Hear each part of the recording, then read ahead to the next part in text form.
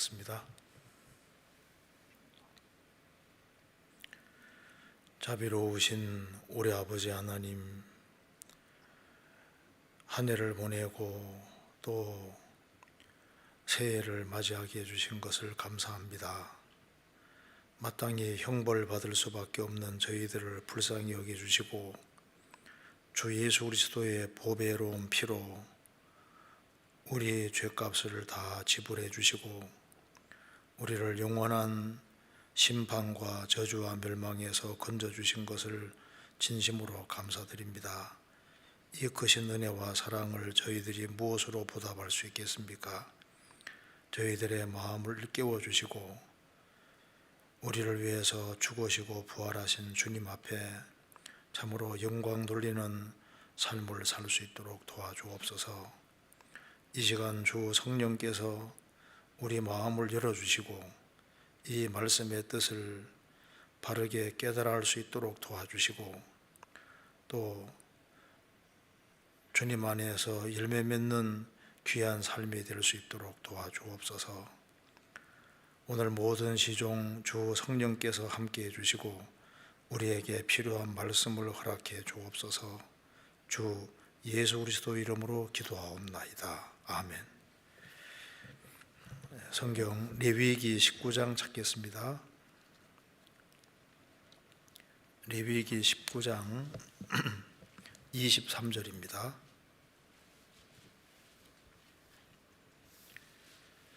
네, 19장 23절 제가 읽겠습니다. 너희가 그 땅에 들어가 각종 과목을 심거든 그 열매는 아직 할례 받지 못한 것으로 여기되 곧 3년 동안 너희는 그것을 할례 받지 못한 것으로 여겨 먹지 말 것이요 제 4년에는 그 모든 과실이 거룩하니 여호와께 드려 찬송할 것이며 제 5년에는 그 열매를 먹을지니 그리하면 너희에게 그 소산이 풍성하리라. 나는 너희 하나님 여호와니라. 거기까지입니다.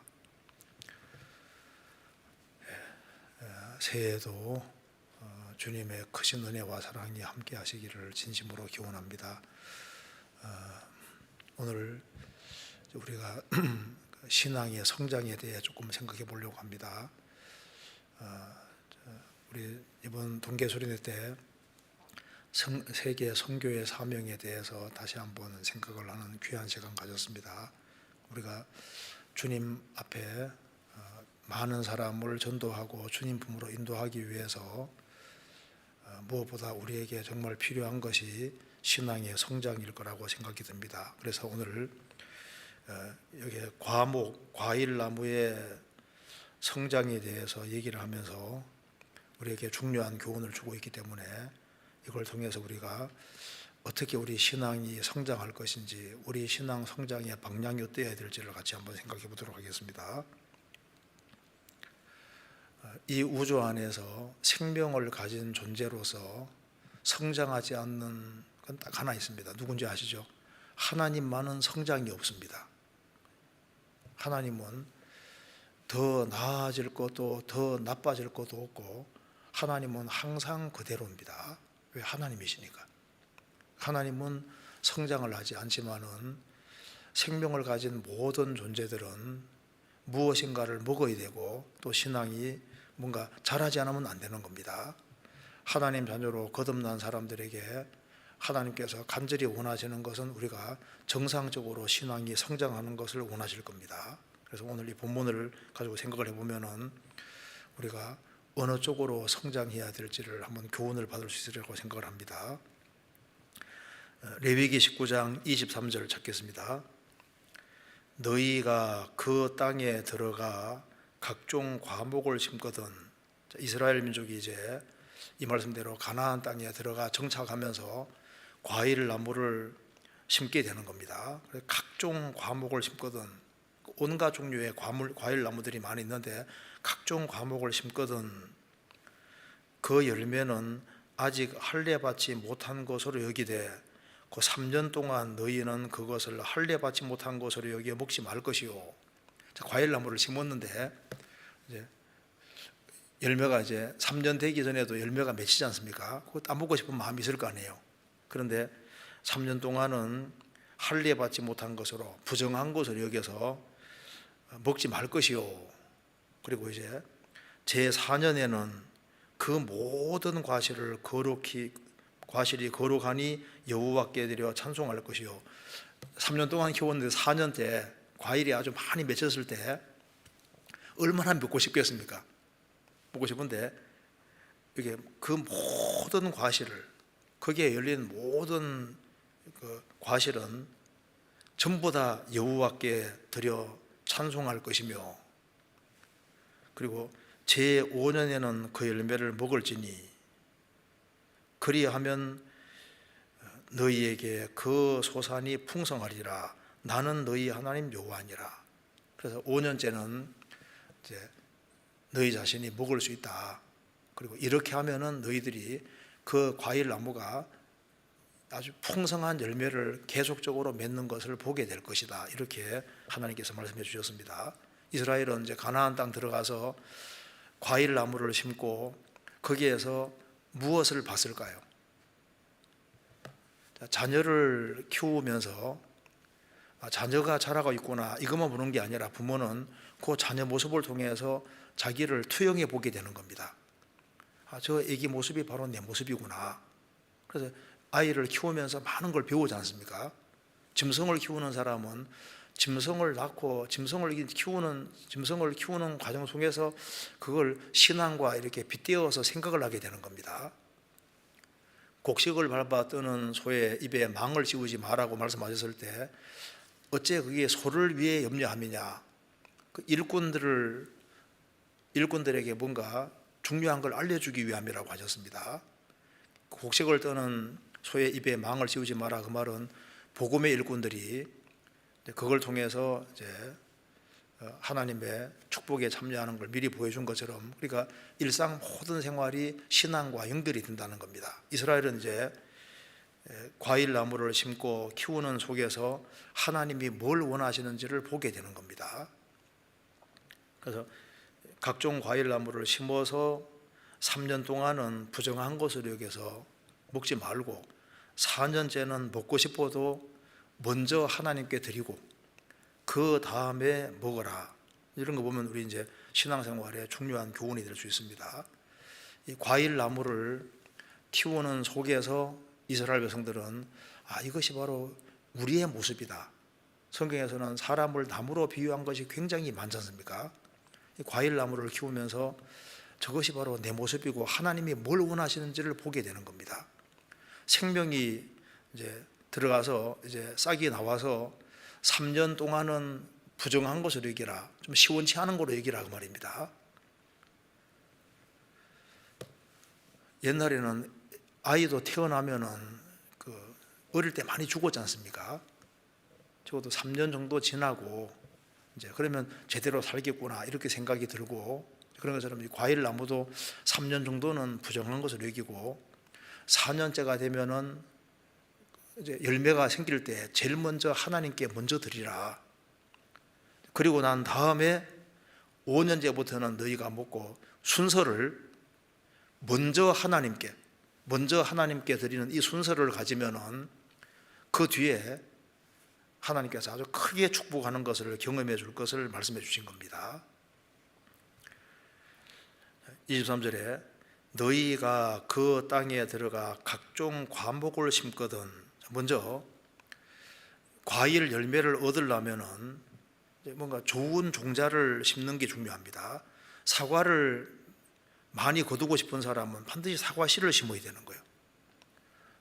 좋은 배를 거두려면 좋은 배 씨를 심어야 됩니다. 그 제대로 된 씨를 심어야만 제대로 이제 좋은 결실을 거둘 수 있는 겁니다. 성경 베드로전서 1장에 씨는 너희가 거듭난 것이 썩은 실로 된 것이 아니요 썩시 아니라 실로 된 것이니 하나님의 살아있고 항상 있는 말씀으로 되었느니라. 예수님 씨 뿌리는 비유에서도 씨는 하나님의 말씀이라고 했습니다. 그러니까 복음의 씨가 제대로 심겨져야만, 그래야만 정상적인 탄생이 있고, 그래서 주님이 주신 그 복음의 씨를 심을 때 정상적으로 하나님 자녀가 탄생하게 되는 겁니다. 그래서 가시 씨를 심는 게 아니라 과일 나무 씨를 심는 겁니다. 예레미야 23장에 보면은 거짓 선지자들이 꿈에 뭘 받아서 이야기하는 것은 성경에서 결하고 말씀했습니다. 그래서 몽사를 받은 선지자는 몽사를 말할 것이요, 꿈에 뭘 보고 이야기하는 것은 그것은 하나의 교에 불과하고, 내 말을 받은 자는 성실함으로 내 말을 말할 것이니라. 하나님 말씀은 밀이라고 했습니다. 그래서 겨와 밀을 어떻게 비교할 수 있겠느냐? 겨는 생명이 없고 밀은 생명이 있습니다. 그래서 여기 과일나무, 각종 과일나무를 심거든 씨를 제대로 심어야 되는 겁니다. 어떤 사람이 도회지에서만 살다가 시골에서 농사 지으려고 땅을 샀습니다. 그래서 병아리 농사를 지어야 되겠다 해서 이제 도회지 그 병아리를 농사 지으려고 이제 장터에 가서 병아리를 잔뜩 샀어요. 그런데 여유가 좀 많거든요. 그래서 그 다음에 또 이제 병아리를 사러 왔습니다. 그때 그 전에 그렇게 많이 사가십니까? 아이고, 넉넉해서요.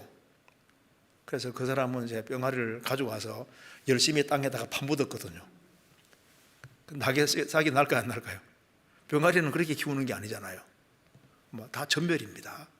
그러니까 잘 심어야 되는데, 여기에 과일 나무를 얻기 원하면 과일을 얻기 위하면은 과일 씨를 잘 심어야 되는 것처럼, 신앙생활에서도 먼저는 하나님의 그 복음의 씨 통해서 확실히 거듭나야 되는 겁니다.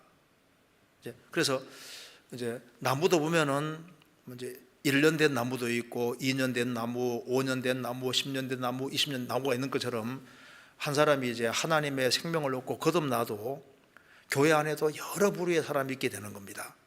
이제 갓 구원받은 사람, 또 2년 된 사람, 3년 된 사람, 10년 된 사람, 20년, 30년 된 사람, 그러니까 여러 종류의 과일 나무가 있는 것처럼 많은 종류의 여러 종류의 그리스도인들이 있는 겁니다.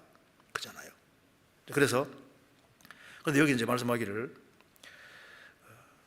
싹이 나도 3년 동안은 할례 받지 못한 것으로 여기되, 그래서 그걸 먹지 말아라. 그러니까 3년 정도 지날 때까지는 이제 이걸 좀 부정한 것으로 생각을 한다고 했습니다. 뭐든지 나무도 한 3년 정도 지나야만 이게 좀 제대로 되겠다 안 되겠다 생각이 드는 것처럼, 여기 기본적으로 3년이라는 말을 했는데, 우리 학교 다닐 때도 중학교 교육은 보통 3년이잖아요. 뭐든지 하나 기본적으로 익히려면 3년은 걸립니다. 고등학교도 보통 3년 정도 익혀야만 뭔가 제대로 익힐 겁니다.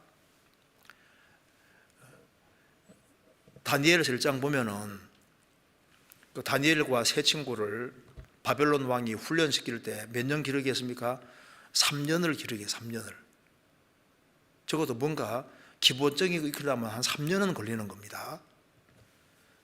사도행전 20장에도 바울 사도가 에베소에서 삼낫을 밤낮으로 이제 가르치다고 했는데, 적어도 한 3년 정도는 지나야만 그 제대로 된 것을 알 수 있을 겁니다.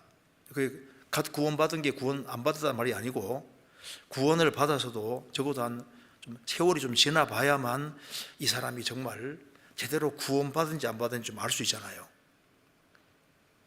그래서 과일 나무도 이제 싹이 나고 자라고 있지만은 3년 정도 될 때까지는 부실한 것으로 생각하고, 4년 정도가 지났을 때는 그 열매를 하나님께 드리고, 그 다음에 5년째부터는 너희들이 먹어라.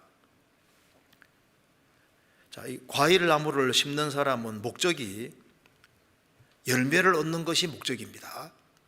주님께서도 우리를 거듭나게 하셔서 우리를 성장시킬 때 성장시키는 목적이 뭘까요? 우리가 풍성한 열매를 맺는 것을 간절히 원하시는 겁니다. 사람이 거듭날 때 하나님의 형상의 씨가 들어왔고, 이제 세월이 지나가면서 점점 하나님 형상으로 바뀌어지다가, 그래서 바뀌어지면서 열매를 맺어가면서 또 자라면서 열매 맺어가면서 이게 반복되는 겁니다. 그렇게 하다가 이제 주님 오시는 그날 주님 계신 세계 속에 들어가게 되는 겁니다. 이 과일 나무도 당장 열매를 맺는 것이 아니라 세월이라는 것이 걸리는 겁니다. 시간이라는 게 걸리는 거예요. 그래서 1년, 2년, 3년, 4년 세월이 지나가는 것처럼, 그러면서 점점 자라는 것처럼 한 사람이 신앙이 성장하는 것도 세월이 지나야 됩니다. 그리고 거기에는 이제 주인이 거름도 주고 필요한 것을 자꾸 이렇게 제공해 주고, 이렇게 해서 가꾸는 속에서 이렇게 정상적으로 자라는 것처럼 한 사람이 정상적으로 신앙생활을 할 때도 많은 사람의 도움의 손길이 필요한 겁니다.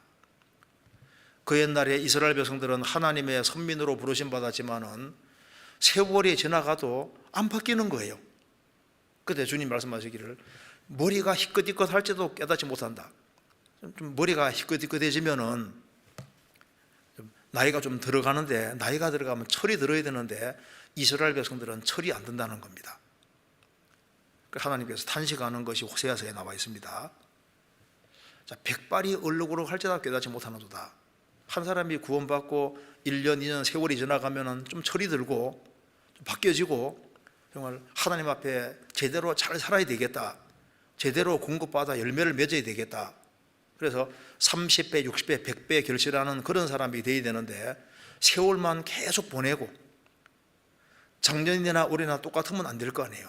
그럼 주님께서도 백발이 얼룩으로 할지라도 깨닫지 못하노도다, 이런 책망을 받을 수가 있는 겁니다. 성경 호세아 7장 잠깐 찾겠습니다.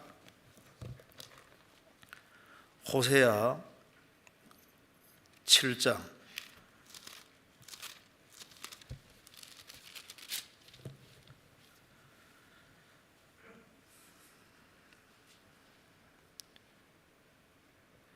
8절부터 제가 읽겠습니다. 에브라임이 열방에 혼잡되니 저는 곧 뒤집지 않은 전병이로다. 저는 이방인에게 그 힘이 삼키웠으나 알지 못하고 백발이 얼룩얼룩 할지라도 깨닫지 못하는도다. 이스라엘이 열방과 혼잡되니 뒤집지 않은 전병이로구나. 떡이 한쪽은 있고 한쪽은 아닌 것은 먹을 수 없잖아요. 하나님을 섬긴다고 하면서 다른 쪽에서는 이제 세상하고 짝짝하고 하고 있으니까 주님이 받을 수가 없는 겁니다. 그래서 저는 이방인에게 힘이 삼키고 그 힘이 삼키워서는 알지 못하고 백발이 얼룩얼룩 할지라도 깨닫지 못하는도다. 그 세월이 지나면은 철이 들어야 되는데 철이 안 든다는 겁니다. 그래서 이 레위기 19장을 보면은 이 과일 나무, 이것이 이제 자라는 걸 통해서 이스라엘 백성들은 저렇게 과일 나무가 자라는 것처럼 하나님께서도 나도 자라기를 원하고, 또 먼저는 과일 나무 과일이 맺히면은 4년째는 하나님께 먼저 드리고 5년째는 자기가 먹는 걸 통해서 먼저는 하나님이니까 내 인생도 먼저는 하나님께, 하나님 우선으로 살고 하나님 우선으로 살 때 하나님이 축복해 준다는 것을 틀림없이 경험하게 됐을 겁니다.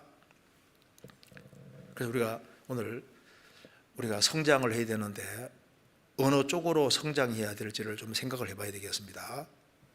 어느 쪽으로 성장해야 되느냐, 그리고 성장이 제대로 되기 위해서는 먼저는 하나님 우선주의가 반드시 되어야 됩니다. 그래야만 그 뒤에 하나님의 축복이 따라갈 수 있는 겁니다.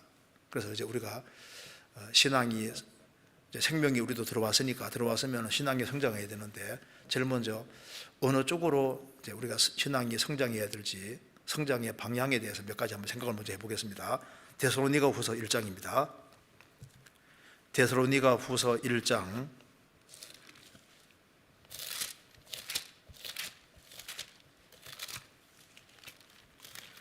1장 3절입니다. 형제들아, 우리가 너희를 위하여 항상 하나님께 감사할지니 이것이 당연하면 너희 믿음이 더욱 자라고 너희가 다 각기 서로 사랑함이 풍성함이며 이 말씀에서 바울 사도는 디모데 데살로니가 성도들에게 굉장히 감사했습니다. 우리가 너희를 위하여 항상 하나님께 감사할지니 이것이 당연하면 너희 믿음이 더욱 자라고. 우리가 자라야 될 것 가운데 첫 번째가 바로 믿음에서 자라는 겁니다. 우리 주님은 믿음의 주게 주고 최고의 믿음을 소유하신 분은 주님이니까 신앙이 성장하는 것은 주님을 닮아가는 건데, 주님은 믿음에 주시고 또 믿음이 가장 최고의 믿음 가지신 분은 주님이시지 않습니까? 주님. 그러니까 우리가 믿음에서 자라는 것을 주님께서 원하시는 겁니다. 그래서 믿음에서 더욱 자라고, 믿음이 더욱 자라고. 믿음이 커진다는 것은 먼저 대상 쪽이 커지는 겁니다. 우리의 믿음의 대상은 바로 예수님이니까 예수님에 대한 신뢰가 점점 커지는 것은 믿음이 자라는 것이 되는 겁니다. 처음엔 우리가 예수님께 죄짐을 맡겼고, 그 다음에 우리 염려보따리도 맡기고, 우리 행사도 맡기고, 우리의 장례도 맡기고, 우리의 전존재도 맡기고, 그리고 이제 주님을 날이 가면 갈수록 크게 생각하고 주님에 대한 신뢰가 점점 커지면은 그것이 믿음이 커진다는 증거가 되는 겁니다. 신앙이 커진다는 것은 주님에 대한 신뢰가 커지는 겁니다. 그래서 아가서에 보면은, 아가서는 솔로몬과 술람 여인의 사랑을 그린 겁니다. 근데 술람 여인이 처음에는 신랑에 대해서 말하기를 신랑은 내게 속했고 나는 신랑에게 속했다. 아가서 2장에 나옵니다. 6장에 가면은 나는 신랑에게 속했고 신랑은 내게 속했다. 그렇게 나오지 않습니까? 그리고 7장 10절에는 나는 신랑에게 속했다. 처음에는 신랑은 내 거다. 신랑은 내게 속했다. 나는 신랑에게 속했다. 그런데 시간 지나가니까 나는 신랑에게 속하고 신랑은 내게 속했다. 나중에는 나는 오로지 신랑에게 속했다. 어떻게 됐습니까? 신랑에 대한 신뢰가 훨씬 더 커지고 전적으로 신랑 중심으로 탁 바뀌잖아요. 그게 이제 신랑 쪽으로 신뢰가 커지고 믿음이 커졌다는 증거입니다. 우리가 세상을 살아가는 가운데 이제 날이 가면 갈수록 더 어려운 일들도 얼마든지 올 수 있는데, 우리가 이 한 해를 잘 살기 위해서는 무엇보다도 믿음을 키워야 됩니다. 믿음이 더욱 자라고. 왜냐하면 생을 살아가면서 많은 어려운 문제들은 원래부터 있는 겁니다. 전도서 11장에 말씀한 대로 사람이 여러 해를 살면 항상 즐거워할지로다. 그러나 캄캄한 날이 많으리니 이를 생각할지로다. 생을 살아가면서 캄캄한 날은 많은데, 원래부터 캄캄한 날은 오는데 이걸 어떻게 이길 거냐 그 말입니다. 믿음이 크면은 뛰어넘을 수 있는 겁니다. 성경 레위기 11장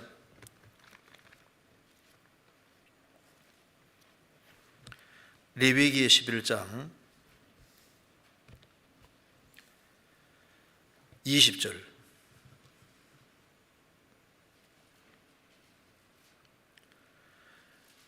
날개가 있고 네 발로 기어다니는 곤충은 너희에게 가증하되 오직 날개가 있고 네 발로 기어다니는 모든 곤충 중에 그 발에 뛰는 다리가 있어서 땅에서 뛰는 것은 너희가 먹을지니 곧 그 중에 메뚜기 종류와. 레위기 11장에 정하고 부정한 것을 말씀하시면서 곤충 중에는 기는 것은 다 부정하다. 단 뒤에 뛰는 뒷다리가 있는 것은 정하다. 우리 신앙생활에 중요한 교훈이 될 수 있습니다. 아담 자손으로 살면서 땅에 발을 붙이고 기어다니는 건 다 부정하다 그 말입니다. 그런데 기어다니는 것은 뭐 장애물이 큰 게 딱 나타나면은 딱 막히는 거예요. 그런데 뛰는 뒷다리가 있는 곤충은 딱 뛰어넘을 수 있잖아요. 그러니까 믿음이 크다는 거 자체가 쉽게 말해서 뒷다리가 커지는 겁니다. 뒷다리가. 그 뒷다리가 아주 크면은 장애물에서도 훌쩍 넘어갈 수 있잖아요. 믿음이 작을 때는 조그마한 문제 가지고도 끙끙 싸매고 너무너무 괴로워하고 드러눕습니다. 믿음이 좀 커지면은 맡길 것은 주님께 딱 맡기고 탁 뛰어넘어가는 거예요. 너희가 염려함으로 키를 한 자나 더 할 수 있느냐? 염려해서 키가 더 커지면 염려해야죠. 염려해서 안 될 거면은 빨리빨리 맡기고 탁 뛰어넘는, 그것이 믿음이 성장하고 있다는 증거가 될 수 있는 겁니다.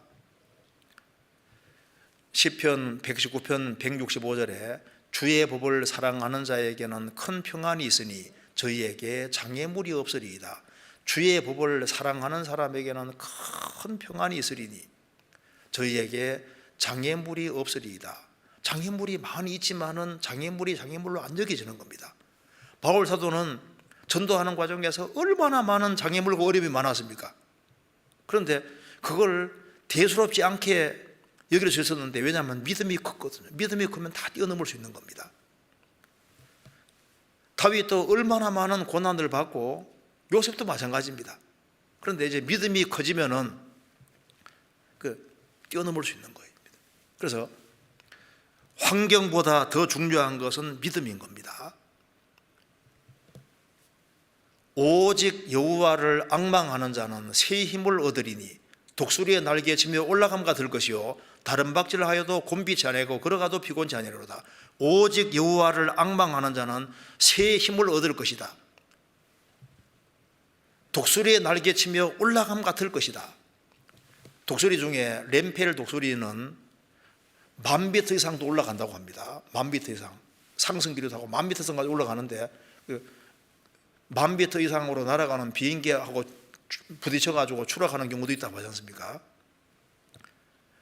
독수리의 날개에 치며 올라감 같을 것이다.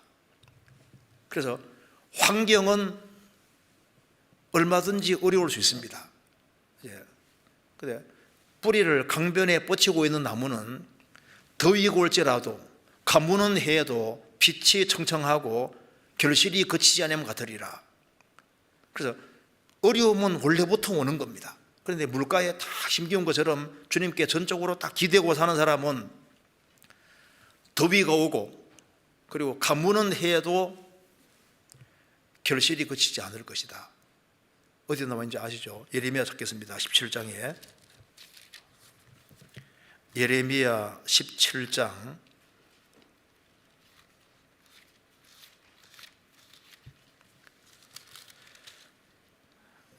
8절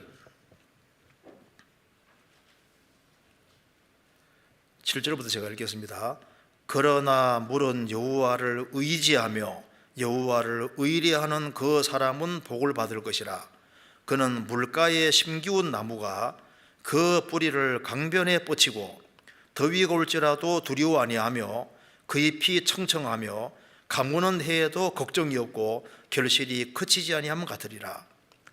여호와를 의지하며 의뢰하는 것이 그게 믿음인 겁니다. 주님께 기대고 의지하는 그 믿음이 아주 확실한 사람은 물가에 심기운 나무와 똑같아. 그래서 그는 뿌리를 강변에 뻗치고 더위가 올지라도, 더위는 조그만한 어려움을 가르치는 겁니다. 그리고 가무는 해에도 라고 했습니다. 그래서 더위가 올지라도 괜찮고 가무는 해에도 걱정이 없고 결실이 그치지 아니함 같을 것이다.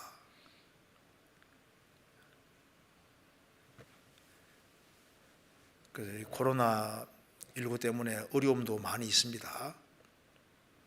그런데 그 무엇이 온다 할지라도 믿음을 키우면은 그걸 뛰어넘을 수 있는 겁니다. 그래서 우리가 생활을 살아가는 가운데 항상 이게 환경을 기댈 것이냐 말씀을 기댈 것이냐, 그 두 문제를 항상 부딪힙니다. 근데 믿음이라는 것은 환경을 기대는 게 아니라, 믿음이 크다는 것은 환경 보는 것이 아니라 뭘 보는 겁니까? 말씀을 딱 기대는 거잖아요. 말씀에 기대는 것이, 그것이 말씀에 대한 신뢰가 커지는 것이 바로 믿음이 커지고 있다는 확실한 증거가 되는 겁니다. 고린도서 5장에 말한 대로 이는 우리가 믿음으로 행하고 보는 것으로 하지 아니하리라. 보는 것으로 하면은 멀리 못 봅니다. 타조가 눈이 좋아서 사람보다 10배 이상 좋다고 하지만은, 그래도 4km 밖도 훤히 보인다고 하지만은, 그래도 믿음의 눈하고는 따라갈 수 없잖아요. 아무리 뭐 경제라든가 상황 같은 걸 이제 그 예측한다 할지라도 세상 만사는 정말 불확실합니다. 그런데 말씀은 불변이고 약속은 불변이기 때문에 하나님 약속의 말씀에 다 기대는 것이 바로 믿음이고, 그래서 하나님을 신뢰하고 하나님 말씀을 신뢰하는 그 사람은 정말 주님이 아주 기뻐하시는 것을 하는데, 왜냐하면 하나님은 믿음 있는 사람을 기뻐하시고 믿음 있는 사람을 사용하시기 때문에 믿음이 성장하는 것을 원하시고, 그리고 믿음이 쑥쑥 자랄 때 주님께서는 그걸 보고 기뻐하실 겁니다. 그래서 믿음은 너무나도 중요한 겁니다. 우리 신앙생활 속에서 왜 믿음이 중요하냐면, 하나님은 믿음이 있는 사람을 사용하시기 때문입니다. 마리아가 시골 촌동네 사람입니다. 나사렛 축구장 정도 되는 그 정도의 인구수도 얼마 안 됩니다. 그런데 이스라엘 땅에 많은 처녀들이 있는데 왜 하필이면은 마리아, 나사렛에 살고 있는 마리아를 통해서 예수님이 오시냐고 말입니다. 성경에서 믿은 여자에게 복이 있도다. 마리아는 확실한 믿음이 있습니다. 제사장 사가랴와 엘리사벳은 자녀가 태어나기를 간절히 기도했습니다. 가브리엘 천사가 나타나서 사가랴에게 자식이 있을 거라고 얘기를 하니까 안 믿었잖아요. 그것 때문에 징계로 벙어리가 한동안 됐습니다. 평생 하나님을 섬기는 사가랴도 물론 믿음 있는 사람이지만은 의심했잖아요. 근데 처녀가 아이를 베고 예수님을 낳게 된다는 얘기 들었을 때 그대로 주의 계집종이 오니 주의 뜻대로 되어지이다. 꼭 나이가 많다고 믿음이 좋은 건 아니거든요. 나이가 적어도 믿음이 아주 좋을 수도 있는 겁니다. 마리아는 믿었고 믿은 여자에게 복이 있도다. 혈류증 앓는 여인은 옷자락만 만져도 낫겠다. 믿음이 큰 겁니다. 어떤 사람 전도지배를 또 다 들어야만 구원받는 게 아니거든요. 뭐 중간부터 들었는데도 구원받는 경우도 있잖아요.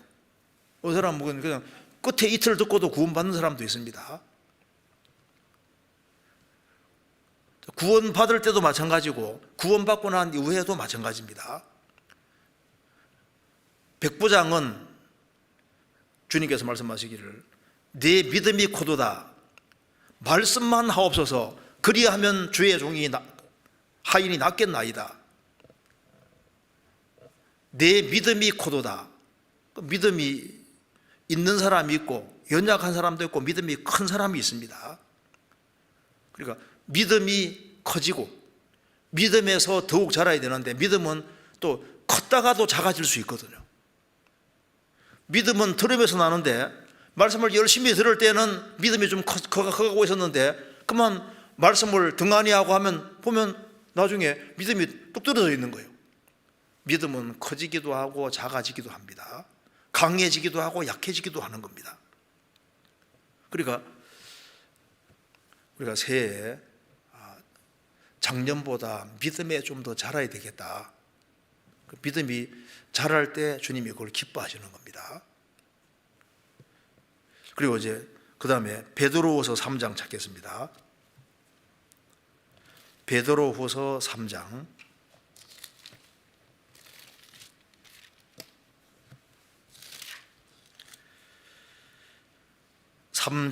18절입니다.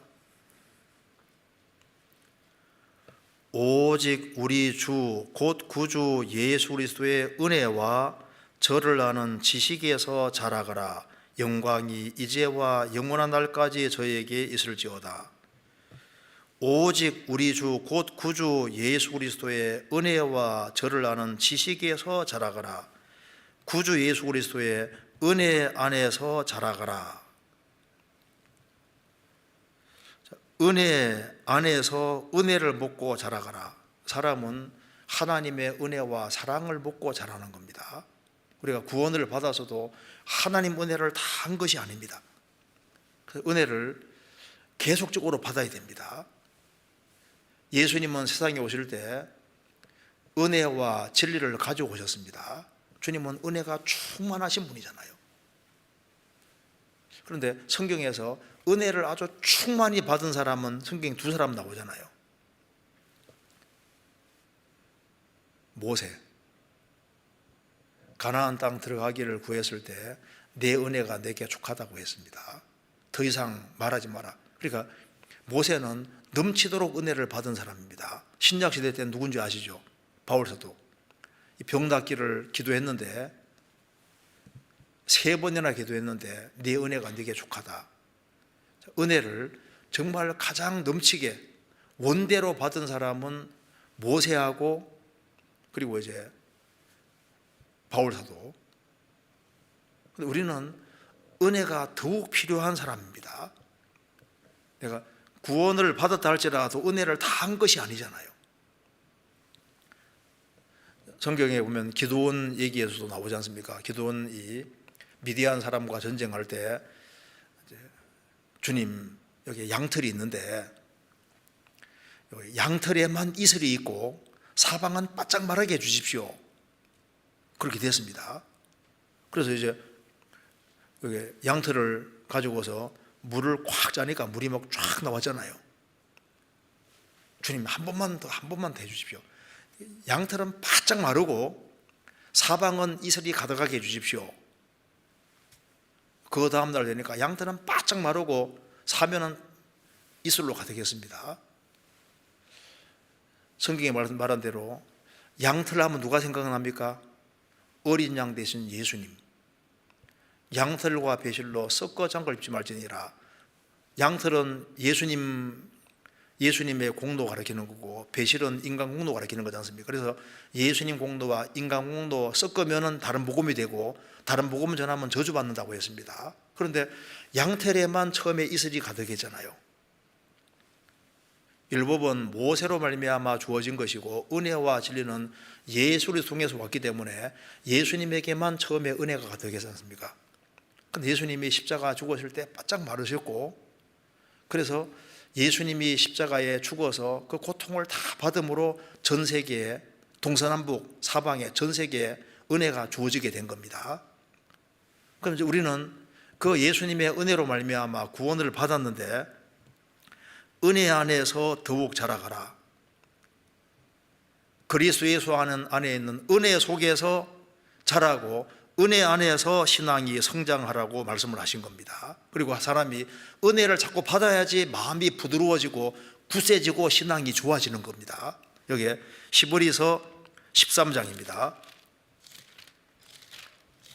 시브리서 13장 9절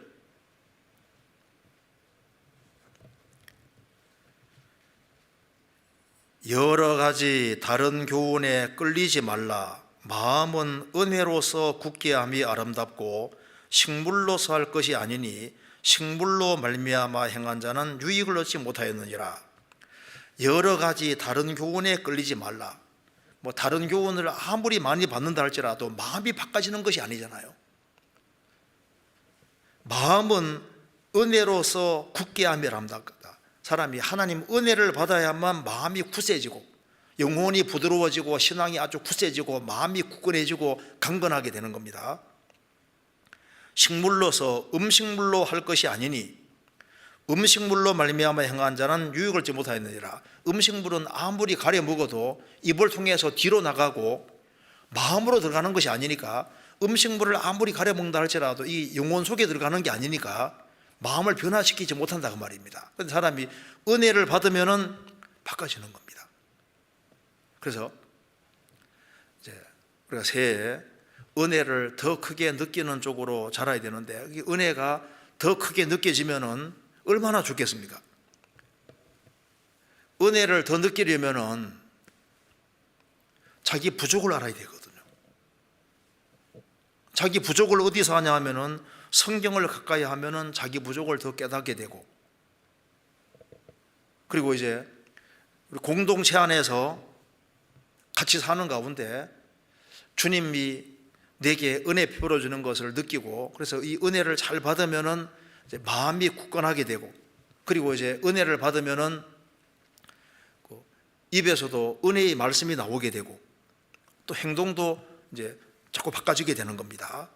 그 사람이 은혜를 받으면은 마음에 감사하는 마음이 생깁니다. 그래서 은혜 안에서 성장한다는 것은 바꿔 말하면은 은혜를 받으면 받을수록 마음에 감사가 커지기 때문에 감사함에서 성장하는 겁니다. 그래서 작년에도 감사했는데 올해는 더 감사하고 더 감사하고, 어려움이 있을지라도 더 감사하고, 이 감사함에서 커지는 것이 그게 정상적으로 성장하고 있다는 증거가 되는 겁니다. 그런데 어느 날인가부터 마음에 은혜가 없습니다.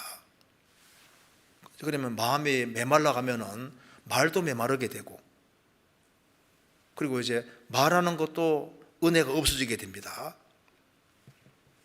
그래서 사람에게 은혜를 끼치지 못하게 되고, 그래서 자기의 자신이 얼마나 연약한지, 자기가 얼마나 부족한지, 바울 사도는 모든 성도 중에 지극히 작은 자보다 더 작은 나라고 했습니다. 그래서 은혜 안에서 자라가라, 그 말을 아주 쉬운 말 바꾸면은 감사가 커지라, 감사가. 그럼 누구에게 감사가 커질까요? 은혜를 내가 많이 받고 있다고 느끼는 사람은 무엇인가를 보답하고자 하는 마음이 생기도록 되는데, 그래서 더 많이 보답하고자 하는 마음이 커진다는 것은 은혜 받고 있다는 증거가 되는 겁니다. 그러니까 부모님에게 은혜를 크게 받고 있다 느끼는 사람은 뭔가 보답하고자 하는 마음이 생기잖아요.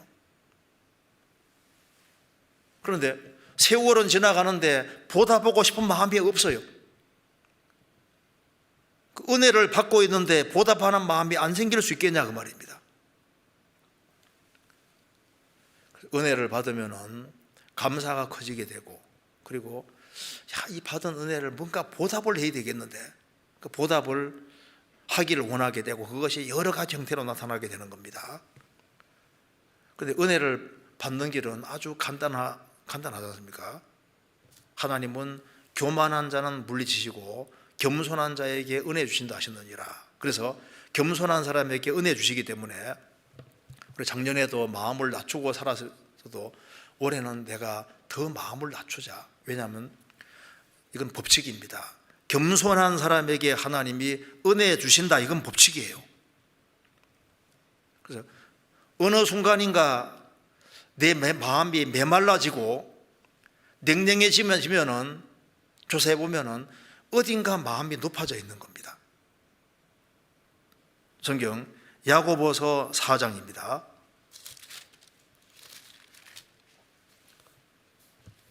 6절.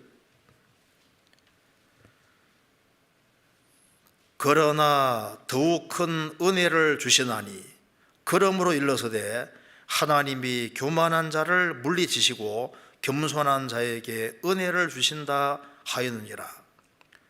그러나 더욱 큰 은혜를 주시나니, 주님은 더욱 큰 은혜를 주십니다. 그리고 더 큰 은혜를 주시기 원하십니다. 하나님이 교만한 자를 물리치시고, 하나님이 제일 싫어하는 것, 대표적인 것이 교만입니다.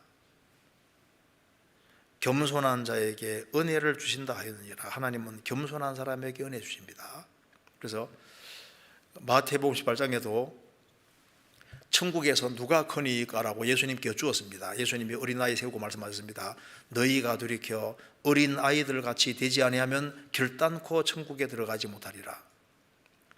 천국에 들어가는 것도 어린아이들처럼 돼야 들어가는 것처럼, 천국에 크게 되는 것도 이 어린아이와 같이 낮추는 그이가 천국에서 큰 자니라.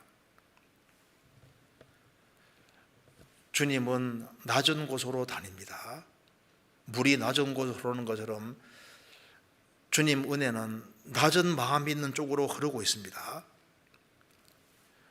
백부장은 자기 하인이 중풍병 걸렸을 때 예수님을 얼마나 크게 생각했으면은, 예수님이 우리 집에 들어오는 것을 내가 감당치 못하겠나이다.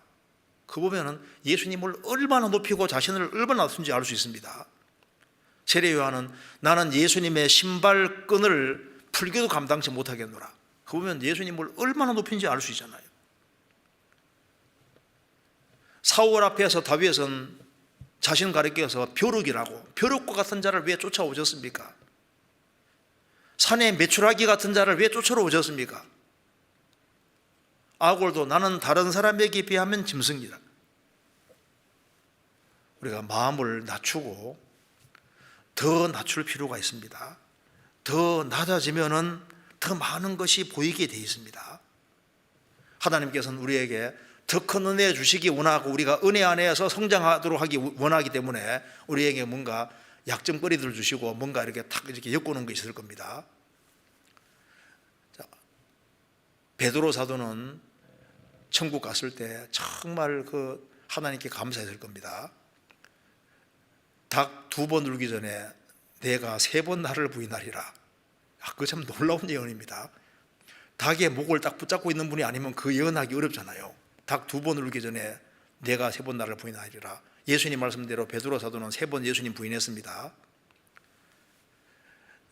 예수님이 딱 뒤돌아보셨을 때 눈이 맞추셨습니다. 베드로 사도가 아주 통곡이지 않습니까? 그런데 예수님이 회복시켜 주신 이후에 전도하러 다닐 때마다 닭과 주님이 연결시켜 놨지 않습니까? 그러니까 한 번 설교하니까 막 3,000명이 구원받습니다. 우쭐 대려 그러면 닭이 꼭 끼워. 또 5,000명 구원받아도 꼭 끼워. 도로가 살려도 꼭 끼워. 어디 가든지 꼭 끼워 하니까 사방천지에 있는 게 닭이니까 베드로 사도는 이게 교만할 수 없게끔 주님이 딱 만들어 두신 겁니다. 스폴저 목사님도 평생 통풍이라는 게 있었다고 하잖아요. 통풍. 그래 보면 통풍 때문에 얼마나 고통받은지가 나옵니다. 바울 사도에게도 주님이 질병이라는 걸 주시고 우리 주변에도 뭔가 내가 이것만 없으면 내가 신앙생활을 잘할 수 있을 텐데 그런 것이 있을 수 있는데 뭔가 주님 딱 엮어놓은 겁니다. 왜 그렇게 하셨느냐면 우리 마음을 더 낮추시고 우리에게 더 큰 은혜를 주시기 위해서입니다. 낮추면은 안 보이던 것이 보이지 않습니까? 아가서 2장입니다.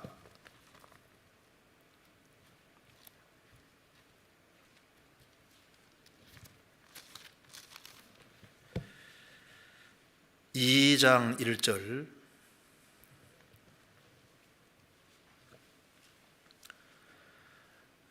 나는 사하론에 수선하여 골짜기에 백합을 오구나.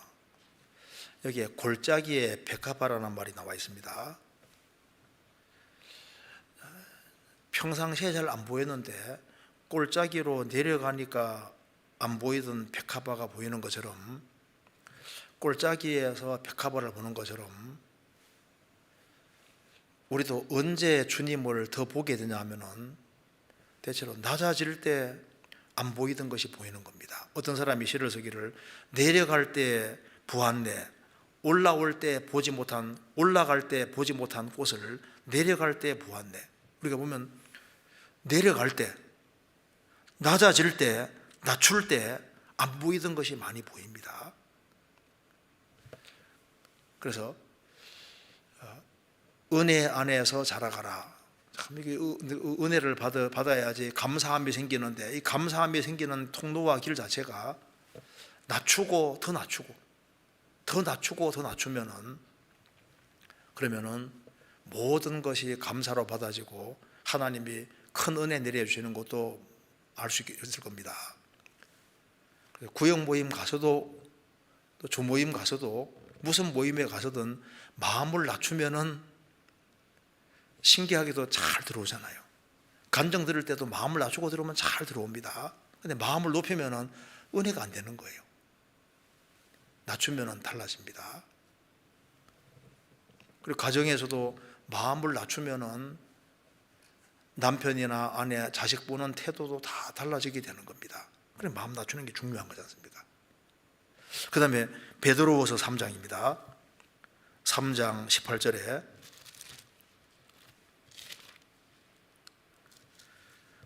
오직 우리 주 곧 구주 예수 그리스도의 은혜와 저를 아는 지식에서 자라가라. 영광이 이제와 영원한 날까지 저에게 있을지어다. 지식에서 자라가라. 자, 우리가 지식에서도 자라야 되는데 하나님은 지식으로 충만하신 분입니다. 하나님은 전지하신 분이고 하나님은 무한자시고 무한한 지혜를 가지고 계신 분입니다. 예수님께서 마귀를 이기실 때도 기록되었으되 예수님께서 이 성경은 곧 대개 대하여 증거하는 것이라고 말씀하셨습니다. 우리가 어디에서 자라야 되냐면은 지식이 없어 망하기 때문에 하나님 말씀에 대한 바른 지식이 필요합니다. 그래서 지식에서 자라가라. 구원받은 사람은 영생대학에 입학이기 때문에 우리가 성경을 열심히 배워야 되고 지식에 자라야 되는데 우리가 어디에서 자라야 되냐 하면은 성경의 중요성을 점점 더 알아가는 쪽으로 자라야 됩니다. 구원받고 처음에는 성경을 아주 중요하게 생각했는데 이제 1년, 2년, 3년, 4년 세월 지나가면서 알 만큼 안다 생각하고 성경을 뒤로 제쳐두는 사람이 있는데 그 잘못 생각하는 겁니다. 성경의 중요성을 구원받을 때 알았다면은 세월이 지나가면서 야, 성경이 더 중요하구나. 세월이 가면서 더 중요하구나. 10년, 20년, 30년 지나가면서 성경이 더 중요하구나. 성경의 중요성을 아는 데서 자라야 되는 겁니다. 왜냐하면은 하나님이 우주에서 제일 높여놓은 것이 하나님 말씀이잖아요.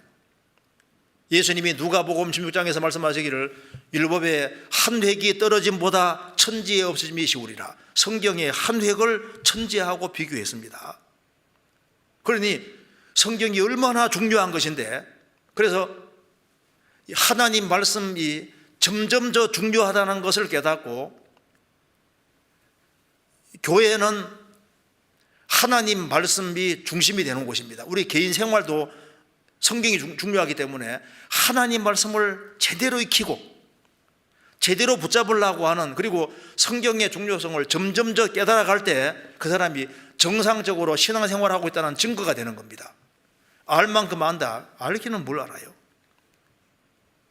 보면 볼수록 점점 더 신비한 게 성경인데요. 나는 알 만큼 안다. 천만의 말씀입니다. 이 성경의 한 획을 천지하고 비교했다는 것은 성경이 그만큼 보통 책이 아닌 겁니다. 성경 시편 119편입니다. 119편 152절입니다.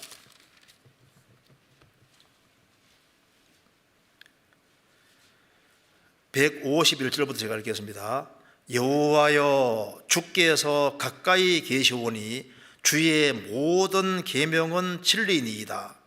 내가 전부터 주의 증거를 궁구함으로 주께서 영원히 세우신 것인 줄 알았나이다. 내가 전부터 주의 증거를 궁구함으로 주께서 영원히 세우신 것인 줄 알았나이다. 그건 성경은 하나님이 영원히 세우신 것이기 때문에 죽음 건너편까지 가는 게 성경입니다.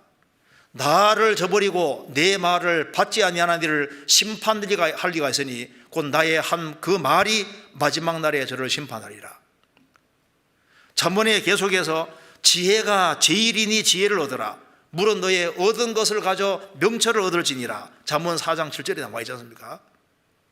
그래서 성경이 정말 날로 더 중요하고 성경이 정말 귀하구나. 제가 어떤 글에 보니까 캔사스 주에서 폭발 사고가 있어서 한 크리스찬이 실명이 되고 그리고 이제 손이 잘리고 얼굴은 완전히 일그러지고 그리고 이제 눈에 보이지도 않고 이제 여기에 입술도 다 마비가 됐는데 가장 그 안타까운 것이 성경을 못 읽는 것 때문에 안타까웠답니다. 그런데 혀에는 감각이 있기 때문에 혀를 가지고서 성경 전체를 4번 이상 읽었다고 합니다. 읽고 주님 앞에 갔다고 합니다. 4번. 혀로서 4번. 그러니까 얼마나 성경을 사모한 겁니까? 근데 우리는 날이 가면 갈수록 성경의 중요성을 생각하지 않고 성경은 하나님을 대신하는 거지 않습니까? 그러니까 성경이 점점 더 귀한 것이 되고 더 중요한 것이 되고, 그렇게 될 때 신앙이 제대로 방향으로 가고 있다는 증거가 되는 겁니다. 나를 존중히 여기는 자를 내가 존중히 여기겠다, 그렇게 말씀하셨습니다. 주님을 존중히 여기는 게 뭘까요? 성경을 존중히 여기는 겁니다. 사울이 하나님 말씀을 버리니까 하나님이 그를 버리셨다고 했습니다. 하나님 말씀 붙잡는 것이 하나님 붙잡는 것이 되는 겁니다. 그러니까 이 성경이 점점 더 중요하구나, 성경의 중요성을 아는 쪽으로 자라야 되는 겁니다. 그렇잖아요. 그리고 지식에서 자라가라. 어떤 지식이 필요하냐면 사람의 가치를 아는 데서 자라야 됩니다. 그전에는 영혼이 귀하다고 생각했는데 어느 순간인가 영혼보다 다른 것이 귀해지기 시작합니다. 천지는 없어지는 겁니다. 그럼에도 불구하고 눈에 보이지 않는 사물에 딱 붙잡혀서 영혼의 중요성을 망각하고, 영혼이 얼마나 소중한 건데, 사람이 온 천하를 얻고도 제 목숨을 잃으면 무엇이 유익하리요? 무엇을 주고 제 목숨과 바꾸겠느냐? 한 사람의 영혼의 가치가 실제로 예수님 말씀하신 대로 천하보다 더 큰 것이 맞습니다. 지금은 동물하고 사람하고 거의 차이가 없어지잖아요. 지금 제정신이 아닙니다. 지구상의 모든 동물하고 한 사람하고 비교할 수가 없잖아요. 그런데 이 영혼의 가치가 얼마나 큰지를 아는 쪽으로 자라야 되는데, 한 사람의 가치가 얼마나 상상할 수 없을 만큼 큰데 사람이 정말 중요하구나, 그쪽으로 점점 커질 필요가 있는데, 사람의 가치를 아는 데서 이게 희석되어 가고 있는 것 같습니다. 예수님은 사람을 구원하러 오셨습니다. 사람을. 내가 정말 사람을 얼만큼 중요하게 생각을 할까? 예수님 당대 바리새인 서기관들은 사람의 중요성을 몰랐습니다. 간음하다가 현장에 잡힌 여인 돌로 쳐 죽일 생각만 했지 그 속에 있는 영혼은 보지 못했습니다. 사마리아 우물가에 있는 여자 6번째 남편하고 살고 있습니다. 그런데 주님은 그 사람 영혼을 보셨습니다.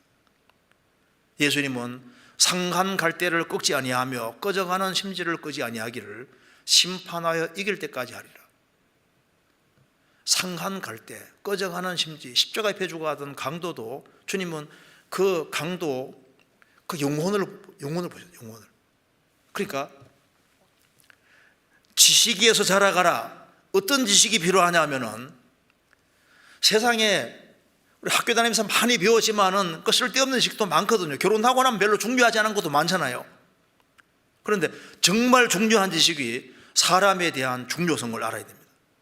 바울 사도 인생의 목적은 아무쪼록 몇몇 사람을 구원코자 함이니, 그는 사람의 중요성을 확실히 알고 있는 사람입니다. 그래서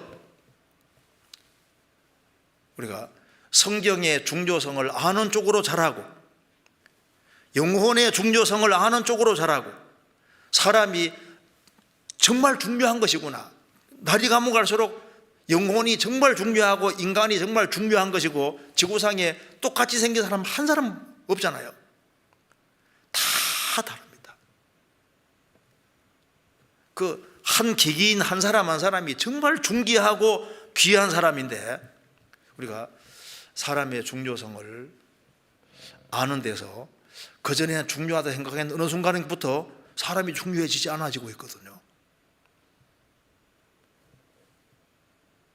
사람의 중요성을 생각 안 하는데 어떻게 30명, 60명, 100명을 주님 품으로 인도할 수 있겠습니까? 그리고 우리가 양보다 질이 더 중요하다는 걸 좀 점점 알 필요가 있습니다. 성경 찾아보시겠습니다. 마가복음 12장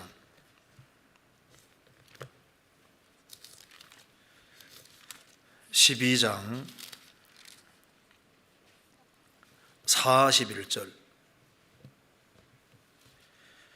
예수께서 연보궤를 대하여 앉으사 무리의 연보궤에 돈 넣는 것을 보실새 여러 부자는 많이 넣는데 한 가난한 과부는 와서 두렙돈 곧 한 고드란트를 넣는지라. 예수께서 제 아들을 불러다가 이르시되 내가 진실로 너희에게 이르노니 이 가난한 과부는 연보궤에 넣는 모든 사람보다 많이 넣었도다. 저희는 다 그 풍족한 중에서 넣었거니와 이 과부는 그 구차한 중에서 자기의 모든 소유 곧 생활비 전부를 넣었느니라 하셨더라. 주님이 연보궤에 돈 넣는 것을 보시고 부자는 풍족한 중에 많이 넣는데 한 가난한 과부는 두렙돈 한 고드란트 한 1,000원도 안 됩니다. 주님이 제일 많이 넣었다고 했습니다. 실제로 주님은 거짓말 안 하시는 분이고 실제로 그랬습니다. 실제로 달란트에 비유도 보면은 5달란트 받은 사람이 5 남길 때 2달란트만 2 남겼을 때 칭찬이 똑같습니다. 양으로 봤을 때는 5달란트가 많지만은 칭찬은 똑같잖아요. 5달란트 받은 사람은 5 남겨야 됩니다. 2달란트만 2 남겨야 되는 거예요. 그 사람은 나는 다른 사람보다 나는 재능도 많이 타고났고 능력도 더 많은데 나는 3 남겼으니까 더 많이 남겼다. 주님이 그렇게 판단하실까요? 아닐 겁니다. 11조 하는 것도 마찬가지입니다. 10만 원 버는 사람이 10,000원 하는 거하고 100만 원 버는 사람이 10만 원 하고 1,000만 원 버는 사람이 100만 원 하는 거 양 봤을 때는 많이 하는 것처럼 보여도 주님이 어떻게 평가하실지. 그러니까 우리가 성경을 배우면 배울수록 주님은 그게 얼만큼 사랑이 담겨 있고 주님을 신뢰하는 신뢰가 담겨 있는지 이런 것을 보시고 얼만큼 사랑하는 마음으로 했는지 그걸 보시는 것이 있잖아요. 예레미야 10장 보면은 우상들은 다 꾸며졌다고 했습니다. 우상들은 뭐 돌멩이 나무 같은 거 가져와서 거기에다가 막 옷도 입히고 금붙이도 붙이고 해서 그럴싸하게 만들어 놓잖아요. 그런데 뜯어보면 아무것도 없는 겁니다. 사실 포장을 제일 많이 한 학설은 진화론일 겁니다. 대략 한 150년 전에 진화론이 생겨서 막 진화론에 대해서 막 옷을 많이 입혀놨는데 벗겨놓으면 없어요. 물질이 사람 됐다 하는데 그런 황당한 얘기가 어디 있냐 그 말입니다. 다 포장이 되어 있습니다. 그런데 하나님은 포장을 안 하시잖아요. 우리는 그리스도인의 심판대 앞에 설 사람이기 때문에 사람 봤을 때는 거창하게 신앙생활하는 것처럼 보여도 금은 보석이 아닌 것은 다 불타버립니다. 우리가 진실한 마음으로 바른 동기를 가지고 제대로 신앙생활을 해야 될 마음을 가져야 됩니다. 왜? 심판대 통과했을 때 우리 있는 그대로 모습이 다 드러날 것이기 때문입니다. 그렇잖아요. 사람이 보는 거하고 주님이 보는 것은 다릅니다. 우리 신앙생활 속에서 동기가 불순한 동기로만 하지는 않을 겁니다. 근데 주님은 잘하고 못하는 걸 정확히 아시잖아요. 요한계시록 2장 3장에서도 교회가 잘하는 것은 칭찬해주고 잘못한 것은 책망하셨는데 잘하는 거 잘못한 게 섞여서도 잘하는 건 인정해 주십니다. 그렇잖아요. 그런데 우리가 좀 더 동기도 더 순수히 하고 그리고 내가 제대로 주님 앞에서 신앙생활하고 있는지 그런 걸 좀 생각을 해볼 필요가 있습니다. 왜 새해 시작하는 시점이니까. 또 한 가지는 우리가 뭘 아는 데서 좀 잘해야 되냐 하면은 시간의 중요성을 아는 데 좀 더 잘할 필요가 있습니다. 왜냐하면 이제 주님 오실 날은 가까이 다가오고 있고 나이는 들어가는데 이 시간이 얼마나 중요한데 날이 가면 갈수록 야, 이게 시간이 참 중요하구나. 시간의 중요성을 생각할 필요가 있습니다. 성경 베드로후서 3장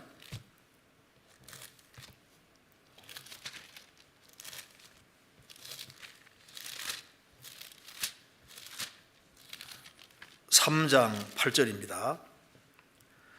사랑하는 자들아, 주께는 하루가 천년 같고 천년이 하루 같은 이 한 가지를 잊지 말라. 주님은 영원하신 관점에서는 천년은 하루같이 작습니다. 그런데 죄인이 돌아오기를 바라는 간절한 마음은 하루가 천년같이 지루하고 길게 느껴지는 겁니다. 또 한 가지는 우리 크리스찬들은 하루가 정말 천년만큼 귀한 거예요. 하루가 정말 중요하구나.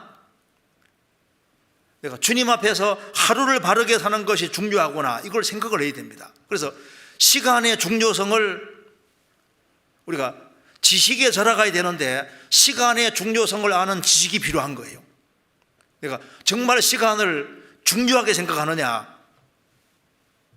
제가 그래 보니까 이 오스트레일리아의 한 수상은 18세기 당시에 그 한 수상이 하루에 평균 한 30번씩 옷을 갈아입었답니다.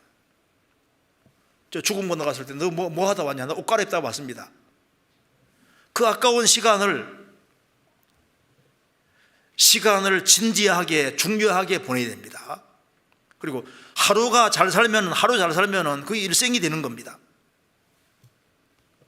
주께서 완전한 자의 날을 아시니 저희 기업은 영원하리로다. 그리스도인들의 이 하루하루가 너무나도 중요한 시간인 거예요. 그래서 시간이 얼마나 중요한지를 점점 더 우리가 알 필요가 있습니다. 그리고 내가 한 해 신앙생활 잘못해서 할지라도 일어나야 됩니다. 주님은 일어나는 사람 얼마든지 용서해 주시고 다시 잘 살 수 있도록 도와주시는 거예요. 그리고 하나님은 스케일이 크다는 것도 확실하게 알아야 됩니다. 하나님은 사람이 아니십니다. 그래서 성경을 기록하는데도 1600년의 세월을 투자하셔서 성경 기록하게 하셨습니다. 예수님이 초림하는데 막 4000년 이상 걸렸잖아요. 재림할 때도 시간이 걸려서 오십니다. 주님은 스케일이 크시고 교회 만드는데도 스케일이 얼마나 크셔요. 거의 2000년 지금 걸리지 않습니까? 하나님은 사람이 아니라 하나님이시기 때문에 하나님은 스케일이 크다는 걸 알아야 됩니다. 그래서 너무 조급하게 서두르지 말고 인생은 두고 봐야 되는 거예요. 누가 잘 될지 안 될지는 하나님이 인생의 키를 가지고 계시니까 누가 큰 그릇이 될지 우리는 몰라요. 하나님은 스케일이 크십니다. 우리 시대에 너무 조급해지고 순간적인 결과를 기대하는데 여호와 하나님을 아는 지식 안에 자라가라. 우리가 하나님에 대한 바른 지식이 필요합니다. 그리고 하나님이 관심을 두시는 대상이 어딘지에 대해서도 자꾸 생각을 하고 하나님이 어디에 관심을 두는지 그것도 우리가 알아야 되는 겁니다. 하나님 무슨 정치에 크게 관심이 있겠습니까? 구약시대 때는 이스라엘이고 신약시대 때는 하나님의 최고의 관심은 교회고 신앙생활을 잘하는 사람들, 주님을 찾는 사람들, 이런 사람들에게 관심을 가지고 계신 거예요. 그리고 영혼을 건지고 세우는 이쪽에 하나님이 정말 관심을 가지고 계시는데 우리도 포커스를 그쪽으로 맞춰야 되는 겁니다. 또한 우리가 어디에서 자라야 되냐 하면은 하나님은 사랑이십니다. 그래서 우리가 신앙이 자란다는 것은 사랑에서 자라는 겁니다. 성경 디모데전서 1장입니다.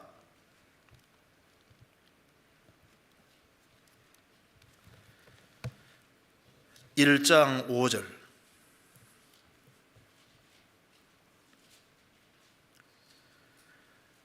경계의 목적은 청결한 마음과 선한 양심과 거짓이 없는 믿음으로 나는 사랑이거늘. 경계의 목적은 사랑이라고 했습니다. 우리가 성경을 배우고 하는 목적도 사랑을 더욱 돈독히 하고 사랑을 정진시키기 위한 겁니다. 사랑은 어디서 나오느냐? 청결한 마음에서 사랑이 나오고 선한 양심에서 사랑이 나오고 거짓이 없는 믿음에서 사랑이 나온다는 겁니다. 그래서 신앙이 성장한다는 것은 사랑에서 성장하고 사랑이 점점 더 많아지는 겁니다. 우리가 공동체 안에서 사랑을 계속 배워가는 겁니다.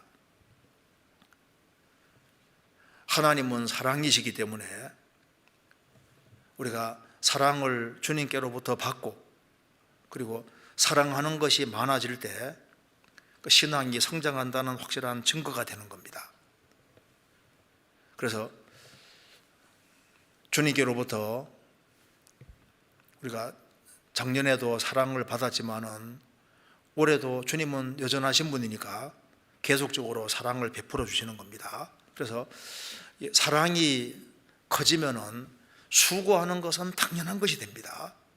성경에 사랑의 수고라는 말대로 제가 오늘 글에 보니까 로버트 스콧이라는 그 소령이 하나님은 나의 공동 파일럿 조종사라는 그 책에서 텍사스에서 파일럿 훈련을 받을 때, 조종사 훈련 받을 때 그 텍사스에서 조지아 주에 매주마다 날아가서 잠깐 자기 사랑하는 사람을 보고 이렇게 돌아오는데 그걸 이제 파일럿 훈련 마칠 때까지 그렇게 했다고 하는데 그 텍사스 주에서 조지아 주가 굉장히 멀거든요.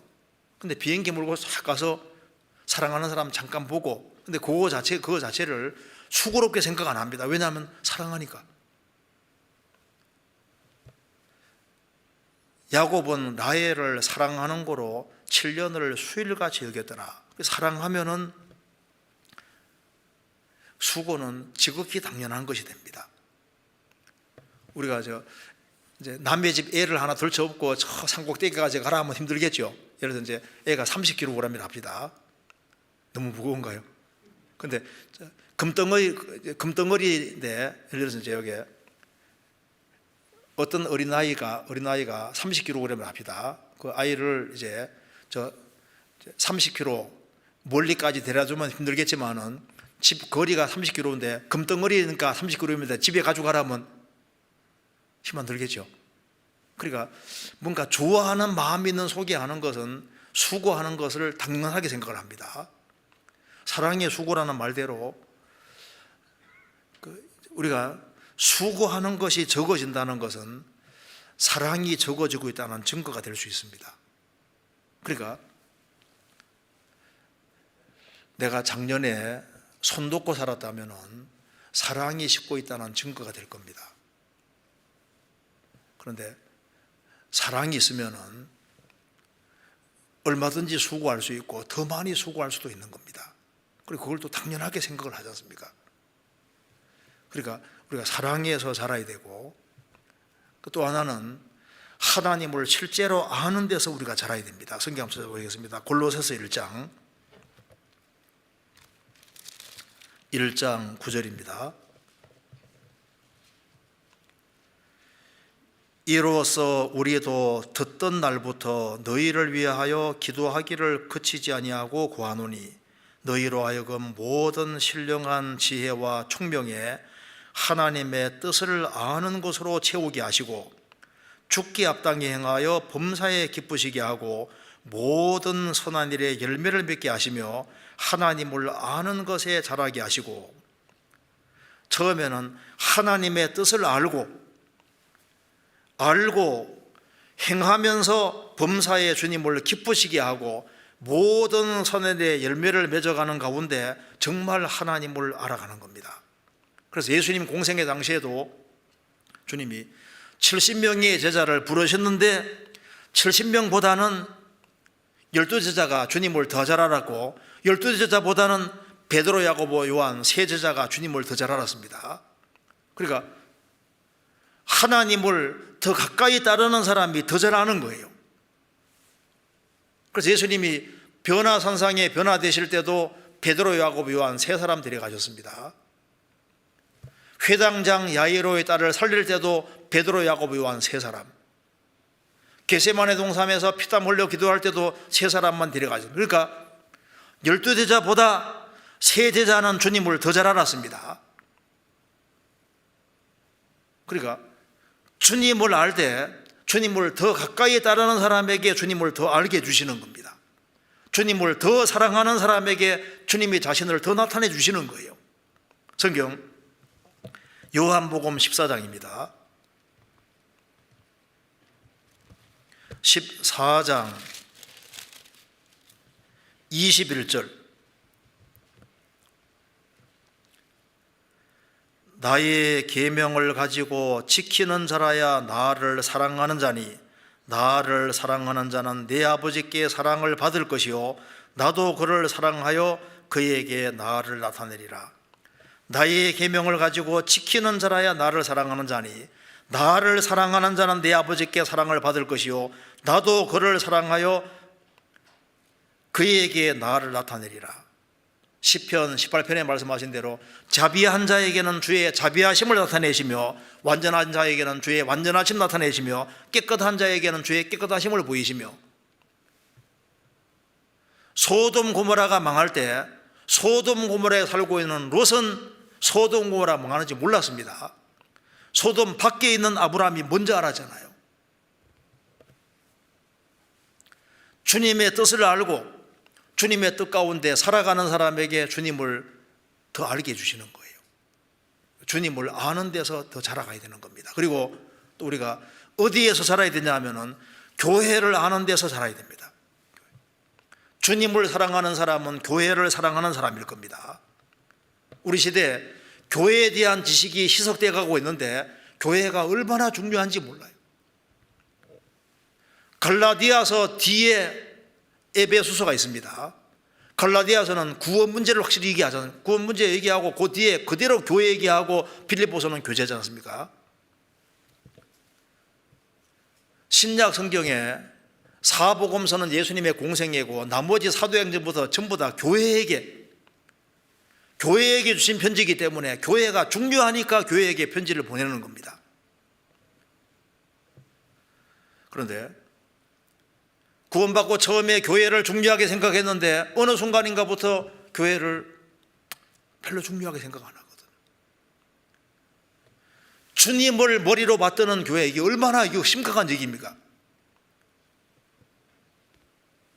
주님이 세우신 교회 안에 주님이 두루 역사하신다고 하셨는데 그 교회 안에 교회의 중요성을 점점 더 깨달아가는 것은 신앙생활에 아주 절대적으로 중요한 겁니다. 그래서 시편 84편에 보면은 처음에는 주의 장막이라고 했다가 그 다음에 주의 집이라 했다가 주의 궁전이라고 했지 않습니까? 궁정이라고.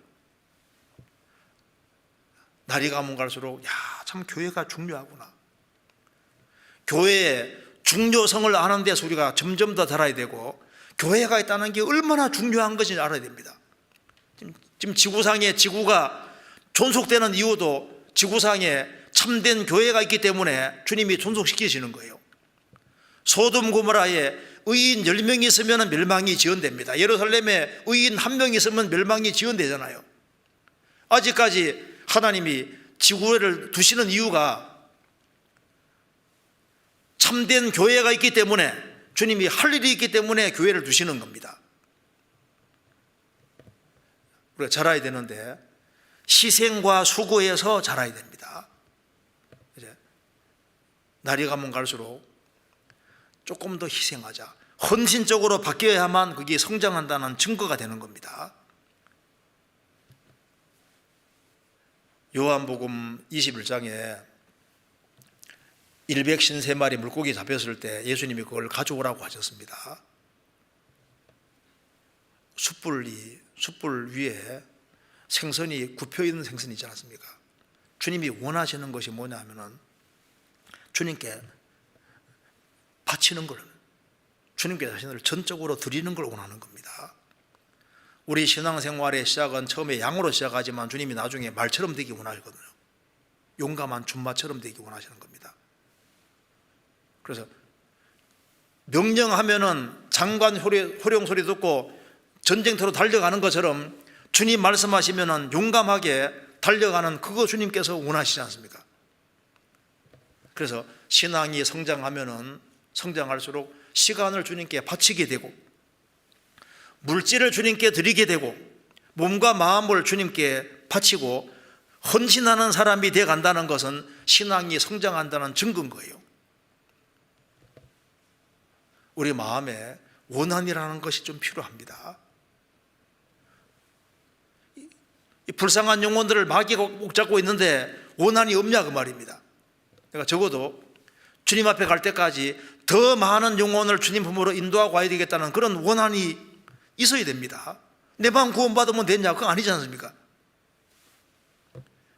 기드온이 미디안 대군을 이기고 세바와 살문나를 끝까지 쫓아간 이유가 뭔지 아시죠?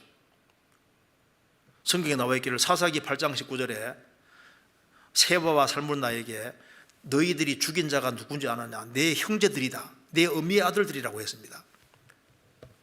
세바와 살문나가 자기 형제들을 죽였기 때문에 마음에 원한이 있는 겁니다. 미디안이 원수라고. 원한이 있으니까 키우고 쫓아가서 적장을 죽이잖아요. 우리의 사랑하는 가족이 멸망으로 달려가고 있는데 그들을 건져야 되겠다는 그 간절한 마음이 있어야 됩니다. 그렇지 않습니까? 이 세상은 다 지나가는 겁니다. 그래서 우리가 비전이 있고 우리 시야가 커질 필요가 있습니다. 좀 더 많은 사람들이 구원받고 우리의 마음과 생각도 점점 커져야만 그게 신앙이 성장하고 있다는 증거가 되지 않습니까? 성경 레위기 19장입니다.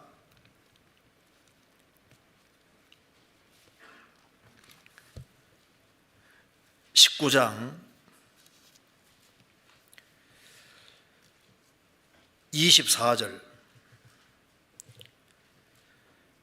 제4년에는 그 모든 과실이 거룩하니 여호와께 드려 찬송할 것이요 제4년에는 그 모든 과실이 거룩하니 여호와께 드려 찬송할 것이요.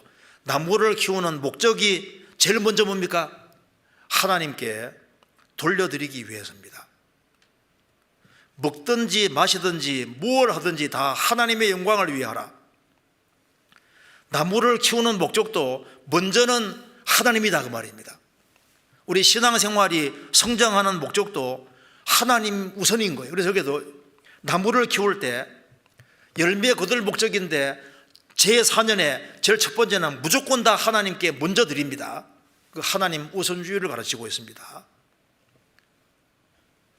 우리 신앙생활에서 하나님 우선주의가 돼요. 우선주의.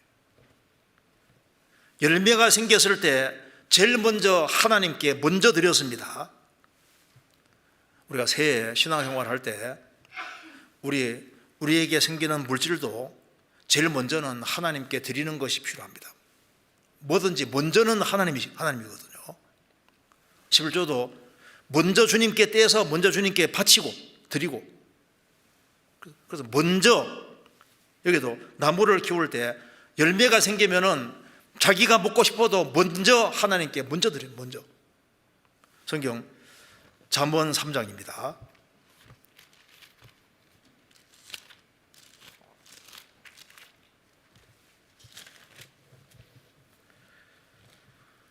(9절) 내 재물과 내 소산물의 처음 익은 열매로 여호와를 공경하라. 그리하면 내 창고가 가득히 차고 내 즙털에 새 포도즙이 넘치리라. 주님께서 왜 제4년에 열매가 처음 생길 때 그걸 왜 먼저 하나님께 드리게 하시냐면은 뺏어가려고 하는 것이 아니라 제5년부터는 너희들이 먹고 그 이후에 열매가 엄청 맺힐 것을 약속해 주신 겁니다. 왜 주님이 내 재물과 소산물의 처음 익은 열매로 여호와를 공경하라고 하냐면은 축복해 주고 싶어서 그런 겁니다. 그리하면 내 창고 가득히 차고 내 즙털에 새 포도즙이 넘치리라. 주님은 뺏어가려고 하는 게 아니라 주시려고 그렇게 하시는 겁니다. 그래서 하나님 우선주의로 살아가는 것이 풍성한 결실을 맺는 가장 지름길이 되는 겁니다. 우리가 여유가 있어서 헌금하는 거 아니거든요. 오히려 여유가 없기 때문에 헌금하는 겁니다. 그리고 먼저 그 나라와 그 일을 구하면 모든 걸 더한다는 약속이 있지 않습니까? 그래서 먼저 하나님께 하면은, 즉 인생의 목적이 하나님 우선이고 하나님 중심이면은 제5년에는 열매를 먹을지니 너희 과실이 풍성할 것이다. 여호와의 말이니라. 먼저 하나님 우선주의로 살면은 열매를 많이 먹게 해줄 것을 주님께서 말씀해 주신 겁니다. 우리의 신앙이 성장하는 것과 이 일은 연결되어 있습니다. 사람이 자라면은 일을 하게 되는 것처럼 신앙이 성장할수록 일을 하게 되고, 교회도 커질수록 힘이 있을수록 많은 일을 합니다. 우리 교회가 세계 선교를 그냥 담당하는 것이 아니지 않습니까? 그만큼 성장이 있기 때문에 하나님께서 일꾼도 많이 주시고 일을 하게 하시는 겁니다. 우리가 새해 어떤 식으로 신앙생활을 해야 될지를 마음의 결심을 더 굳힐 필요가 있습니다. 우리 한 군데마다 보시겠습니다. 누가복음 6장입니다. 누가복음 6장 38절.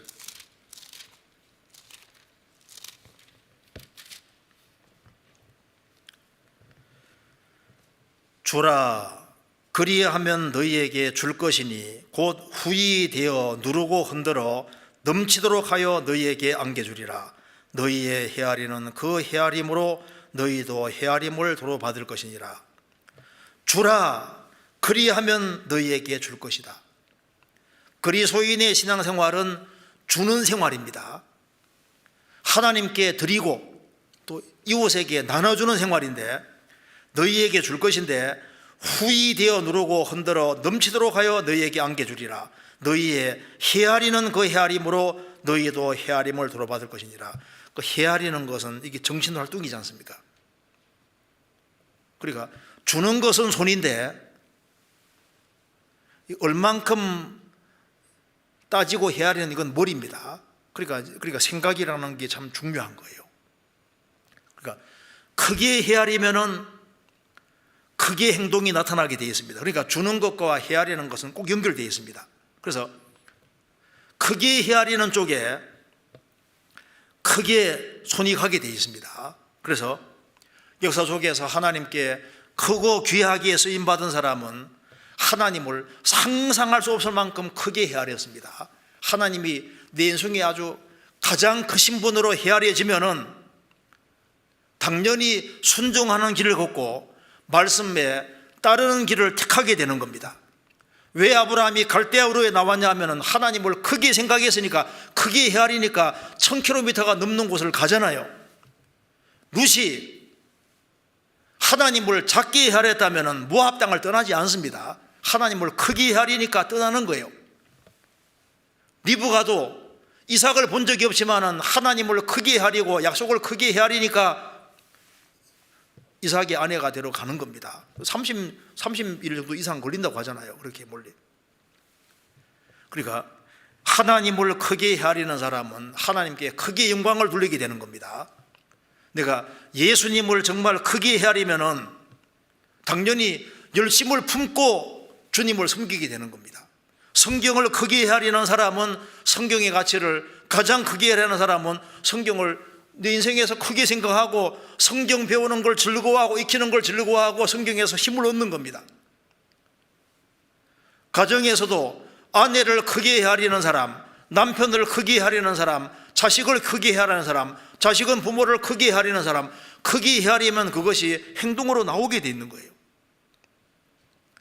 교회를 크게 헤아리는 사람이 교회 생활을 등한히 하겠습니까? 일꾼을 크게 헤아리는 사람은 일꾼을 정말 귀하게 생각할 겁니다. 너희의 헤아리는 헤아림으로 헤아림을 도로받을 것이다. 주님 피로 구원받은 형제자매들이 얼마나 귀한데, 형제자매들을 존귀하게 생각하는 사람들, 형제자매를 크게 헤아리는 사람은 형제들에게, 자매들에게 같이 밥도 사주고 뭔가 희생 수고하는 걸 당연하게 생각하잖아요. 불신자 영혼을 크게 헤아리는 사람은 세계 선교 이것이 당연한 것이고 그 일을 위해서 힘쓰고 수고해야 된다는 걸 알게 될 겁니다. 우리가 구원을 받은 게 확실하면은 구원을 크게 하려면 상도 크게 하려야 됩니다. 팔복의 처음이 구원이고 천국이고 그다음에 상급입니다. 주님이 주는 상급이 얼마나 크겠어요. 무한하신 주님께서 주실 상과 영광 상상도 못하는 겁니다. 이 우주 안에 1천억 개의 별로 구성된 은하계가 1천억 개 이상 있다고 하는데 아무리 구원 많이 받아도 1천억이 안 될 거 아니에요. 땅에 수고했는데 야, 네 은하계 한 개 네 해라 하면 얼마나 좋겠습니까? 그 정도가 되겠습니까? 그 정도 아닌 거예요. 이거는 주 안에 생한 것은 영원히 갑니다. 영원히. 우리가 주 안에 수고한 것은 저 위에 영원히 올라가서 영원히 있는 거니까 이거는 뭐 1년, 2년, 10년, 1000년이 아니라 영원히 있는 거니까 상을 얻도록 다름질을 하란 말이 빈말이 아닌 거예요. 우리는 신앙이 반드시 성장해야 됩니다. 우리가 신앙이 작년과 다르게 올해는 좀 자랐다. 그래서 주님이 원하시는 대로 신앙이 좀 성장할 수 있도록 방향을 좀 제대로 잡아서 신앙이 성장하면 성장하는 만큼 우리가 더 많은 결실을 낳게 되고 주님의 영광을 받게 될 겁니다. 같이 기도하시겠습니다. 자비로우신 우리 아버지 하나님, 저희들을 주의 보배로운 피로 구원해 주시고 주님 몸된 교회 안에서 주님을 섬기며 또 형제매들과 같이 신앙생활을 하게 해주시는 것을 감사합니다. 주님 오실 날이 너무 가까운 이때 주님께서 맡기신 사명을 잘 감당할 수 있도록 도와주시고 우리 중에 누구도 이 세상의 사소한 것으로 인해서 얽매여서 정말 이 세상에서 열매 맺지 않는 일이 없도록 주님이 도와주시고 올해 주님께 영광을 돌려드리고 주의 마음을 능히 시원케 하는 교회와 개인들이 될 수 있도록 역사해 주옵소서. 가정가정마다 주님이 지켜주시고 주의 역사와 능력을 더욱 나타내 주옵소서. 주 예수 그리스도 이름으로 기도하옵나이다. 아멘.